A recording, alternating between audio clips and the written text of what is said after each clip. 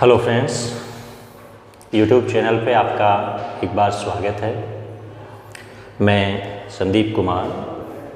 अपनी पहले वाली जो क्लास थी उसमें अपन ने पढ़ा था कि बिंदु आवेश के कारण विद्युत क्षेत्र का मान क्या होता है। बिंदु आवेश के कारण जो विद्युत क्षेत्र है वो कौन कौन से कारकों पे या राशियों पे निर्भर करता है।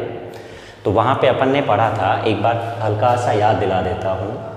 बिंदु आवेश के कारण अपन ने विद्युत क्षेत्र निकाला था E बराबर KQ/R², यानी यहीं से अपन ने लिखा था कि E n proportional to 1/R², यानी जो बिंदु आवेश के कारण विद्युत क्षेत्र का मान होता है वह दूरी के वर्ग के व्युत्क्रमानुपाती होता है। ये चीज़ अपन ने पहले पढ़ी थी और आज के लिए अपना नया टॉपिक है, इसी से रिलेटेड टॉपिक है कि जो विद्युत क्षेत्र अपन ने पढ़ा था, विद्युत क्षेत्र या विद्युत क्षेत्र की तीव्रता पर माध्यम का प्रभाव, कि मीडियम का क्या प्रभाव पड़ता है, माध्यम के क्या क्या प्रभाव पड़ते हैं, वो आज अपने को देखना है।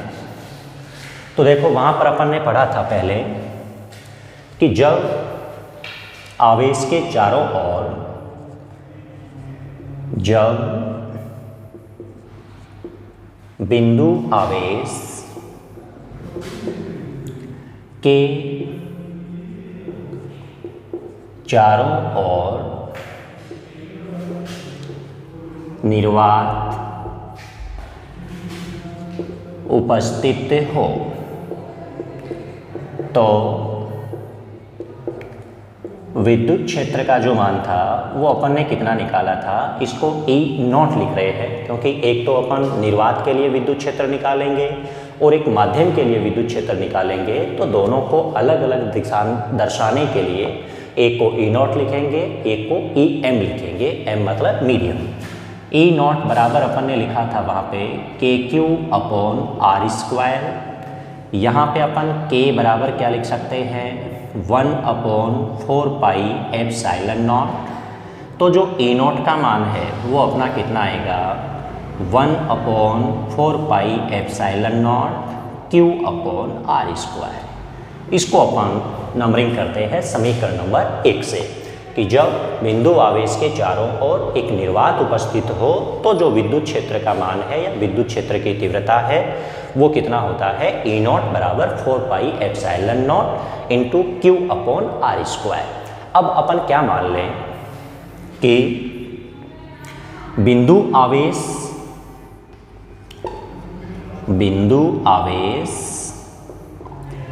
के चारों ओर, बिंदु आवेश के चारों ओर εr पैरावैद्युतांक का माध्यम रख दिया जाए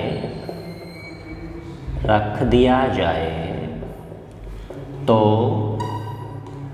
विद्युत क्षेत्र, जब अपन माध्यम रख देते हैं तो जो विद्युत क्षेत्र का मान आता है वो कितना आता है, 4πε Q/R²।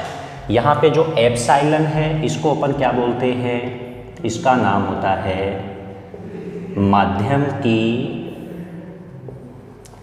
विद्युतशीलता। और यहाँ पे जो एप्साइलन नॉट रखा था इसको अपन क्या बोलते हैं, निर्वात की विद्युतशीलता। ये इनका नाम होता है। एप्साइलन नॉट को निर्वात की विद्युतशीलता बोला जाता है और एप्साइलन को माध्यम की विद्युतशीलता बोला जाता है। और इसी को अपन आगे क्या लिख देते हैं, एप्साइलन बराबर क्या होता है, एप्साइलन नॉट इंटू R, यानी जो माध्यम की विद्युतशीलता का मान है वो किसके बराबर होता है, निर्वात की विद्युतशीलता तथा पैरावैद्युतांक के गुणनफल के बराबर होता है। तो यहाँ पर अपन इस समीकरण में एप्साइलन की जगह अपने को ये रखना है। तो जो नई समीकरण है अपनी विद्युत क्षेत्र की वो बन जाएगी EM 1/4πε0 इंटू R। यहाँ पे जो एप्साइलन रखा हुआ है इसकी जगह अपने को रखना है epsilon not into epsilon are. तो ये बन जाएगा Q अपॉन आर स्क्वायर। इसको अपन नंबरिंग करेंगे तो नंबर आएगा समीकरण नंबर 2। अब देखो अपने को देखना है, प्रभाव देखना है कि क्या प्रभाव पड़ेगा। तो क्या करेंगे अपन, समीकरण नंबर 2 में समीकरण 1 का भाग देने पर, समीकरण 2 में क्या करना है, समीकरण 1 का भाग देना है। तो क्या बन जाएगा, e m upon e naught, यानी 1m में तो किसका भाग लग जाएगा, ई नॉट का, और आगे वाला जो पोर्शन है उसको अपन ये लिखेंगे 1/4 epsilon naught into r q upon r square. और जो बटे में ई नॉट का मान आएगा उसको अपन क्या कर देंगे, उल्टा करके लिख देंगे। तो ये बन जाएगा 4 epsilon naught into r square upon q. यहाँ से अपने पास में वैल्यू बचेगी e m upon e naught equal to, देखो ये कैंसिल हो जाएगा, क्यू आर स्क्वायर, ये सारी चीज़ें कैंसिल हो जाएंगी। यहाँ से बचेगा 1/एप्सिलॉन आर। अब देखो यहाँ से यदि आपको ये पूछा जाए कि माध्यम की उपस्थिति में विद्युत क्षेत्र और निर्वात की उपस्थिति में विद्युत क्षेत्र का अनुपात आपसे पूछा जाता है, तो अनुपात तो आप यहाँ से क्या लिख सकते हैं कि ई एम अनुपात ई नॉट किसके बराबर आएगा, 1/एप्सिलॉन आर के बराबर आएगा। यदि अनुपात पूछा जाता है तो अनुपात का मान ये होता है। और इसी को अपन क्या लिख सकते हैं, ई एम इक्वल टू क्या बन जाएगा, ई नॉट अपॉन एप्सिलॉन आर। ये बनेगा कि जो माध्यम की विद्युतशीलता है, माध्यम की उपस्थिति में विद्युत क्षेत्र का जो मान है वो कितना होता है, निर्वात की उपस्थिति में विद्युत क्षेत्र का जो मान है उसमें किसका भाग लगना है, एप्सिलॉन आर का भाग लगना है। कहने का मतलब है कि जब अपन भाग देंगे ई नॉट में तो जो एक्चुअल वैल्यू होती है वो क्या हो जाती है, कम हो जाती है। तो कहने का मतलब क्या हो गया कि माध्यम की उपस्थिति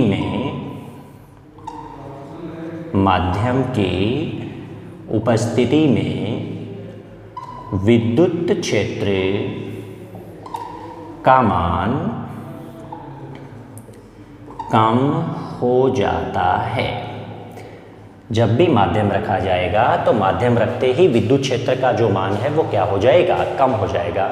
अब देखो एक चीज़ आपको याद दिला रहा हूँ, जब अपन ने कूलाम का नियम पढ़ा था तो कूलाम के नियम में भी क्या बोला था कि 2 बिंदु आवेश अपन ने माने थे, Q1 और Q2 2 बिंदु आवेश थे। दोनों आवेशों के बीच में जब अपन ने निर्वात रखा था तब इनके बीच में लगने वाला जो आकर्षण प्रतिकर्षण बल का मान होता है वो क्या होता है, अधिकतम होता है। निर्वात की उपस्थिति में आवेशों के मध्य लगने वाला जो बल होता है वो अधिकतम होता है। और जैसे ही अपन आवेशों के बीच में कोई माध्यम रखते हैं, कोई भी मीडियम अपन रख देते हैं, तो मीडियम रखते ही क्या बन जाएगा, इन्हीं आवेशों के बीच में जब आप माध्यम उपस्थित करोगे तो माध्यम उपस्थित करते ही जो बल का मान था वो क्या हो गया था, कम हो गया था। यानी माध्यम की उपस्थिति में आवेशों के बीच में लगने वाला बल का मान क्या हो जाता है, कम हो जाता है। वैसे ही यहाँ भी क्या इफेक्ट पड़ रहा है, विद्युत क्षेत्र पर भी विद्युत क्षेत्र का जो मान है वो क्या हो जाता है, कम हो जाता है। देखो एक बार दोबारा बता देता हूँ क्या क्या किया अपन ने। विद्युत क्षेत्र की तीव्रता पर या विद्युत क्षेत्र पर माध्यम का प्रभाव अपने को निकालना है। तो इसके लिए अपन क्या करते हैं कि जब बिंदु आवेश के चारों ओर निर्वात रखा हुआ हो या निर्वात भरा हुआ हो तो विद्युत क्षेत्र ई नॉट अपन ने रखा है KQ/R²। के का जो मान है वो कितना होता है, 1/4 एप्सिलॉन नॉट। एप्सिलॉन नॉट को क्या बोलते हैं, निर्वात की विद्युतशीलता, और ई नॉट का मान ये बन जाएगा। फिर अपन एप्सिलॉन आर पैरावैद्युतांक का कोई भी माध्यम रख देते हैं, तो माध्यम रखते ही जो वैल्यू है वो ये बन जाएगी। यहाँ पे अपन एप्सिलॉन रखते हैं और एप्सिलॉन को क्या बोला जाता है, माध्यम की विद्युतशीलता बोला जाता है। और ये अपन पहले पढ़ चुके हैं। इन तीनों के मध्य रिलेशन यदि आपसे पूछा जाए कि माध्यम की विद्युतशीलता, निर्वात की विद्युतशीलता और पैरावैद्युतांक के मध्य क्या संबंध होता है, ये अपने को याद रखना होता है। तो संबंध क्या होगा, एप्सिलॉन बराबर क्या बन जाएगा, epsilon naught into epsilon r. अब इस समीकरण में ये मान रखना है तो अपनी ये इक्वेशन बन जाएगी 2। अब अपने को प्रभाव देखना है कि प्रभाव के मान पे क्या इफेक्ट पड़ता है। तो प्रभाव के लिए अपन क्या कर देंगे, समीकरण 2 में समीकरण 1 का भाग देना है, यानी डिवाइड करना है। तो डिवाइड करेंगे तो लगभग वैल्यूज क्या हो जाएगी, कट जाएगी। कितना बचेगा, 1/एप्सिलॉन आर। यदि आपसे अनुपात पूछा जाता है कि इनका अनुपात क्या होगा, तो अनुपात तो 1 ये AM अनुपात A0 इक्वल टू क्या बनेगा, 1/एप्सिलॉन आर बनेगा। और इसी को अपन क्रॉस मल्टीप्लाई करके ये लिख सकते हैं EM बराबर A0 अपॉन क्या है, एप्सिलॉन आर। इस लाइन का मतलब क्या होता है कि जब आवेश के चारों ओर कोई माध्यम रख दिया जाता है तो माध्यम रखते ही विद्युत क्षेत्र का जो मान है या विद्युत क्षेत्र की तीव्रता का जो मान है वो हमेशा क्या हो जाता है, कम हो जाता है। अब याद रखने वाली चीज़ इसमें ये है, आवेशों के बीच में आपने आवेशों के बीच में माध्यम रख दिया तो उनके बीच में लगने वाला जो इलेक्ट्रिक फोर्स होता है उसका मान भी कम होता है, और माध्यम रखते ही जो इंटेंसिटी ऑफ इलेक्ट्रिक है वो भी कम हो जाती है, या इलेक्ट्रिक फील्ड है वो भी क्या हो जाता है, कम हो जाता है। ये दोनों चीज़ें यहाँ पे नोट करने वाली है कि जो बल का मान है वो भी कम होगा और विद्युत क्षेत्र का जो मान है वो भी कम होगा। कब होगा, जब यहाँ पे क्या होगा, माध्यम उपस्थित होगा। ये अपना एक छोटा सा टॉपिक था, बहुत इजी टॉपिक है। माध्यम का प्रभाव अपने को निकालना था, आप स्क्रीनशॉट ले सकते हैं। बहुत छोटा टॉपिक है अपना, हल्का सा। इसमें केवल एग्जाम में क्वेश्चन ये आता है कि आप माध्यम का प्रभाव क्या पड़ेगा यहाँ पे, तो माध्यम का प्रभाव आपको सीधा लिखना है कि विद्युत क्षेत्र का मान क्या हो जाता है, कम हो जाता है। ओके, थैंक यू, जय हिंद। मिलते हैं नेक्स्ट क्लास में।